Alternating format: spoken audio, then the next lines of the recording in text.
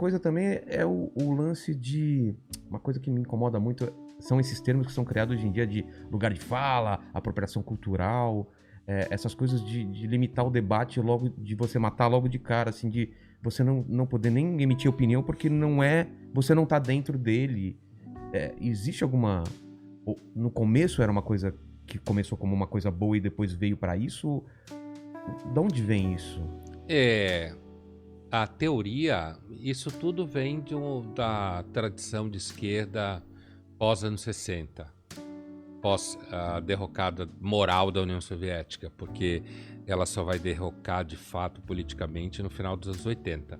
Mas, em meados dos anos 60, já desde 56, 57, a União Soviética, ela meio que tem as suas baixarias expostas como uma ditadura extremamente cruel, violenta, e grande parte da intelectualidade ocidental era comunista ou socialista ou simpatizante. Então, na França, que no pós-guerra era sem dúvida nenhuma o centro disso, dessa intelectualidade, a esquerda começa a migrar para um debate cultural e para de querer destruir o capitalismo. É o marxismo cultural? Ou... Não, o marxismo cultural é uma expressão meio que inventada. Ah, tá, não é? Né? Não, é uma virada da esquerda em direção ao debate cultural de comportamento. Tá. É daí que inventaram a história do marxismo cultural como um conceito, mas isso nunca existiu do ponto de vista do debate da esquerda enquanto tal. Né? Eu digo o nome marxismo cultural. O que a esquerda fez foi abandonar o debate econômico, porque inclusive perdeu a guerra para o capitalismo, digamos assim. Não tinha nem como sustentar, né, o argumento. E começou a discutir questões de raça, de identidade sexual e preconceitos. Isso é que a gente chama de questões culturais. Ou surgiu isso? Não. Alguém isso foi pensado. Isso? Isso foi pensado primeiro pelos franceses, né? E depois pelos americanos, onde os franceses, inclusive, fizeram muito sucesso. Bom, e aí surge, aí falando do que você disse especificamente, essa coisa do lugar de fala é uma teoria chamada de interseccionalidade, que é uma teoria que diz que existem vários níveis de opressão, porque o que a esquerda cultural fez foi deslocar o debate da opressão de classe econômica para o debate da opressão política enquanto tal. Então, brancos oprimem negros, homens oprimem mulheres, heterossexuais oprimem homossexuais, certo? Então, você faz uma teoria segundo a qual existem vários graus de opressão e vários grupos oprimidos. E aí, quando você produz uma intersecção entre grupos de oprimidos, então essa pessoa tem lugar de fala. Imagine, por exemplo, um negro gay. Então ele tem lugar de fala como negro e como gay, porque são dois grupos oprimidos. Mulher lésbica, ela tem lugar de fala como mulher oprimida pelo homem e lésbica oprimida pela heteronormatividade, como eles falam. Então, nessa teoria, quem não tem nenhum lugar de fala, porque é só opressor, é homem branco heterossexual. Se você é uma mulher branca heterossexual, você tem lugar de fala como mulher, mas não como branca nem como heterossexual. Entendeu a lógica? Entendi. Então, quando se fala você não tem lugar de fala, significa, olha, se você é homem, heterossexual e branco, cala a boca, porque tudo que você fala é opressão. Quando você respira é opressão.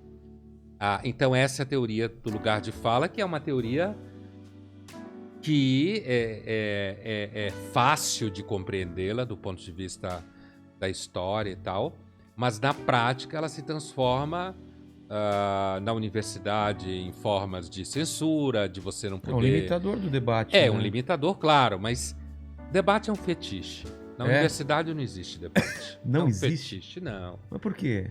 Porque o que está em jogo é você garantir financiamento para sua pesquisa, aluno, sustentabilidade política dentro da instituição.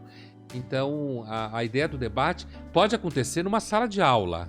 Pode acontecer numa sala de aula, você ali discutindo com os alunos e tal. E aí pode acontecer. Mas debate entre pares, entre colegas, não. Só se eles estiverem se odiando e estejam estejam querendo usar o debate para acabar com o outro. Ah, tá. O debate acontece mais facilmente na mídia do que na universidade. Entendi. Porque a mídia é mais ampla, tem mais emprego, tem mais dinheiro, apesar que também é uma miséria do ponto de vista de salário. Mas assim, você tem mais opções. Então, e tem também uma coisa de que o mercado, você pode agradar esse grupo, agradar o outro. A universidade, a ideia de debate na universidade é um fetiche. É coisa para inglês ver. É. E não é necessariamente só no Brasil, não, tá? Isso acontece em Isso todo não é lugar. só no Brasil, não. Agora, a apropriação cultural, ela, que também está dentro do mesmo guarda-chuva de teorias, é a mesma teoria, o né? princípio é o seguinte: se você é branco e você usa um acessório afro, negro, você não pode, porque como você é opressor, e quando você usa um acessório, algum símbolo, algo que seja da cultura afro, você está se apropriando culturalmente de um elemento que é de uma cultura que já é expropriada.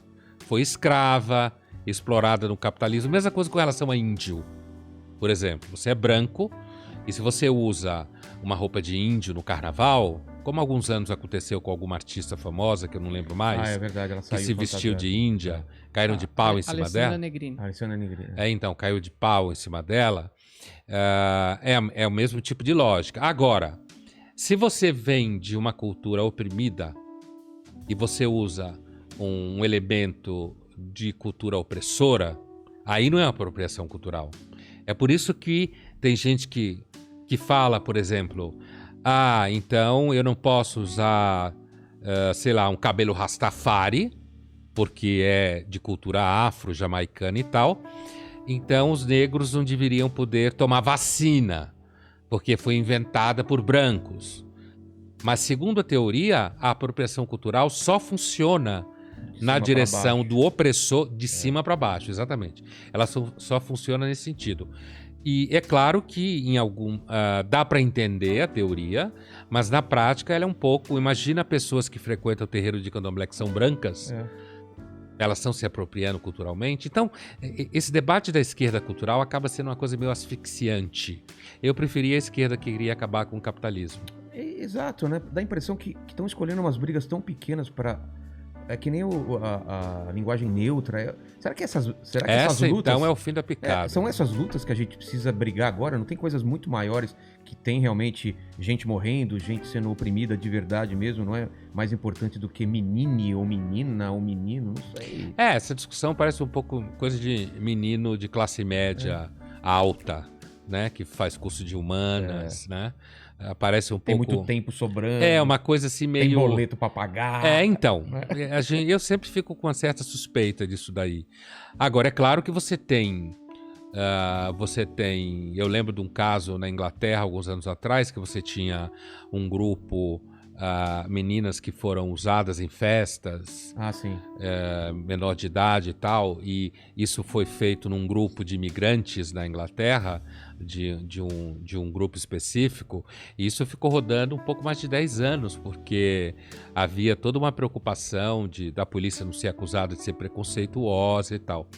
E se você perguntar para muitas feministas inglesas de então, ou mesmo não inglesas, brasileiras, por que o movimento feminista não foi para cima disso, você pode escutar coisas como a aplicação da teoria da interseccionalidade. Então, se o grupo etnicamente é muito oprimido, então você não pode, mesmo sendo uma questão que toca mulheres, criticar esse grupo. Nossa, que absurdo. Então isso. vira uma espécie de geometria paranoica. Parece um jogo que impor. Pedra ganha da tesoura, tesoura ganha do papel. Então, não é? Só que no cenário de paranoia, né?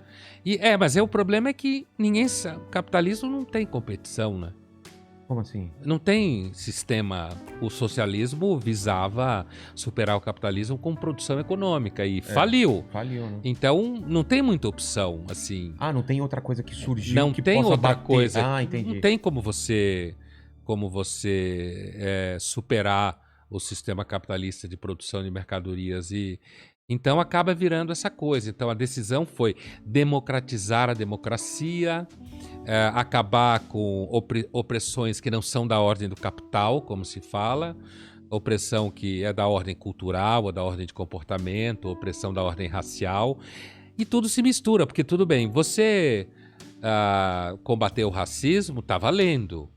Agora, de repente você dizer que um grupo tal não pode frequentar uma religião X, então fica complicado o problema. Isso que eu quero dizer, você acaba ficando uma geometria paranoica, porque... A palavra é essa mesmo, é paranoico. Você tem que ficar montando, isso eu posso falar, isso não posso falar. Então você vai... isso já está contaminado na nossa linguagem, com as redes sociais ficou pior, quer dizer, se eu vou falar alguma coisa, eu tenho que pensar 1000 vezes a palavra que eu vou usar para que isso não seja interpretado de uma forma tal. Então você acaba evitando determinados debates, porque inclusive enche o saco. Assuntos. É isso aí, porque enche o saco. Eu, como comediante, tem gente que fala que eu não posso nem falar de alguns assuntos.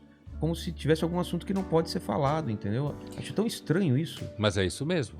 Principalmente se você é homem, branco, heterossexual. E pra você deve sentir isso a cada vídeo que você faz, porque são vídeos amplos, falando de feminismo, de outras coisas, que é como você falar por um ginecologista que ele não sabe nada do corpo da mulher.